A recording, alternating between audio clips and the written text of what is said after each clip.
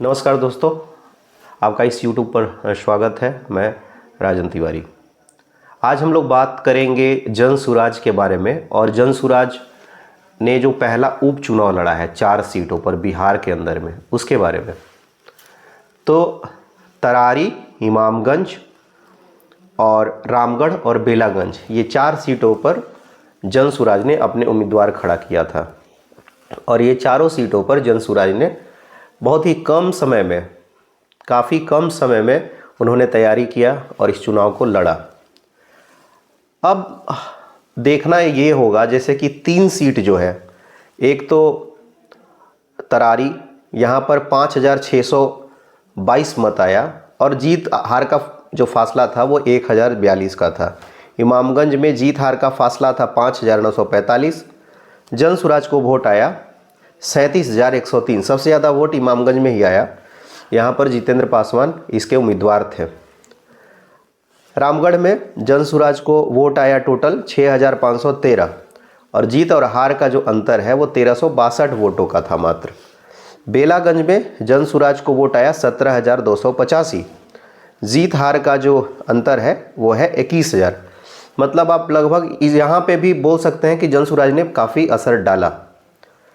अगर 4 सीट में बात किया जाए तो 2 सीट पे तो सीधे डैमेज अगले को किया, महागठबंधन को किया हो, या फिर ज़्यादा चांसेज है महागठबंधन को ही इन्होंने किया होगा, या फिर एनडीए गठबंधन को। और 2 सीटों पर ठीक ठाक वोट लाया जनसुराज ने। और औसत अगर वोट की बात की जाए 4 सीटों पर तो लगभग 84,000 के आसपास वोट मिले। मतलब एक विधानसभा पर आप देखेंगे औसत तो 21,000 मत मिला।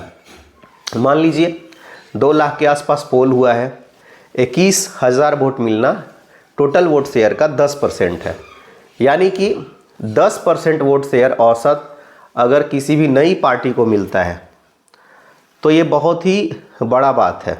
यानी कि आने वाला जो चुनाव है उसमें इनकी स्थिति बहुत सारे सीटों पर ऐसी हो सकती है कि ये कुछ सीटें जीत लें। अब जैसे मैं एक सीट पर बात करता हूँ, इमामगंज में अगर जीतने वाली प्रत्याशी का बात कीजिएगा दीपा मांझी का, तो उनको मिला 53,435 मत और जनसुराज के उम्मीदवार को मिला 37,103 मत। यानी कि दोनों के बीच गैप देखिएगा तो 16,000 वोटों का मात्र गैप था।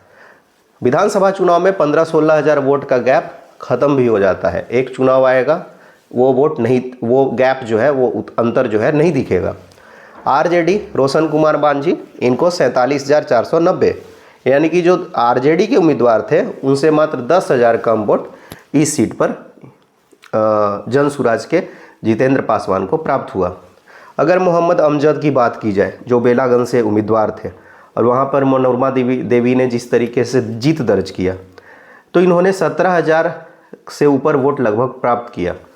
इसमें कहा यह जा सकता है कि कुछ फॉरवर्ड कास्ट का भी वोट था, अपर कास्ट का भी वोट इसमें था और कुछ मुसलमानों का वोट था। और चूँकि वहाँ पर ध्रुवीकरण बहुत ज़्यादा था तो वहाँ पर ज़्यादा मुसलमानों का वोट आरजेडी के तरफ गया। या आप ये भी बोल सकते हैं कि वहाँ पर खासकर बेलागंज एकमात्र सीट है जहाँ पर लालू प्रसाद यादव की जनसभा हुई और फिर वहाँ पर उसी सीट पर मोहम्मद ओसामा को भी बुलाया गया जो शहाबुद्दीन के बेटे हैं। तो बेलागंज पर कहीं ना कहीं डर इनको पहले से सता रहा था कि बेलागंज सीट हम हार रहे हैं, या फिर बेलागंज पे हमको कॉन्टेस्ट बहुत ज़्यादा टाइट होने का संभावना है या टाइट मिल रहा है कॉन्टेस्ट। उसी को देखते हुए इन्होंने लालू प्रसाद यादव, जो कि अभी अस्वस्थ चल रहे हैं, उनको बेलागंज में इन्होंने लाया। ये बेलागंज ऐसा विधानसभा है जो सुरेंद्र यादव के कब्जे में दशकों से रहा है और कहा जाता है कि यहाँ पर सबसे अधिक यादव मतदाता हैं जो आरजेडी के समर्थक हैं। लेकिन मनोरमा देवी ने यहाँ पर पासा पलटा। लेकिन जो सबसे ज़्यादा चर्चा का विषय है वो है जनसुराज का 17,000 से ज़्यादा मत पाना।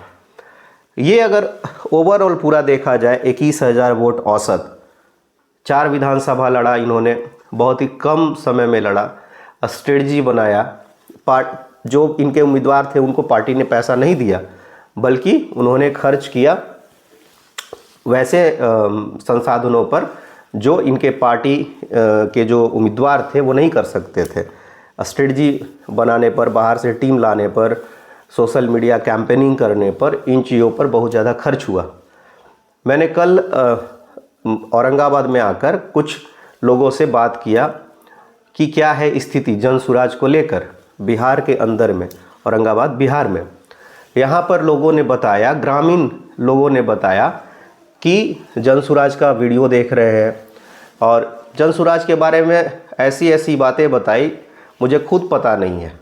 जैसे 5 जो वादे उनके वॉल पेंटिंग के द्वारा लिखे जा रहे हैं यहाँ पे चारों तरफ, वो वादे मुझे कहीं दिखे, मैंने उनको पढ़ा भी नहीं। लेकिन गांव का एक आदमी जो थोड़ा पढ़ा लिखा है, और एक आश्चर्यजनक बात है, हमसे जो बात करने वाले लोग थे ज़्यादातर ओबीसी समुदाय से, कास्ट से आते थे। तो मैंने, हालांकि ऐसा नहीं है कि कास्ट पूछा, मैंने नाम पूछा, मैं समझ गया कि वो ओबीसी कम्युनिटी से आते हैं। और उन्होंने जनसुराज के बारे में बहुत व्यापक बात बताया, मुझे खुद पता नहीं इनके पार्टी के बारे में उतनी बातें।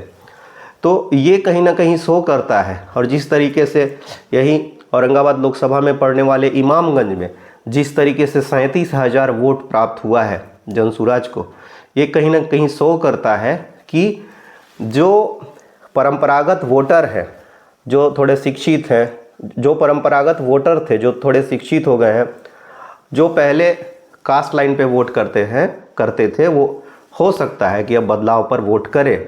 और हो सकता है कि जैसे 21,000 स्टार्टिंग में ही 21,000 के स्ट्राइक रेट से इन्होंने जो है रन बनाने स्टार्ट किए हैं, तो हो सकता है ये जो स्ट्राइक रेट है वो विधानसभा चुनाव में दिखे एक बेहतर स्थिति में।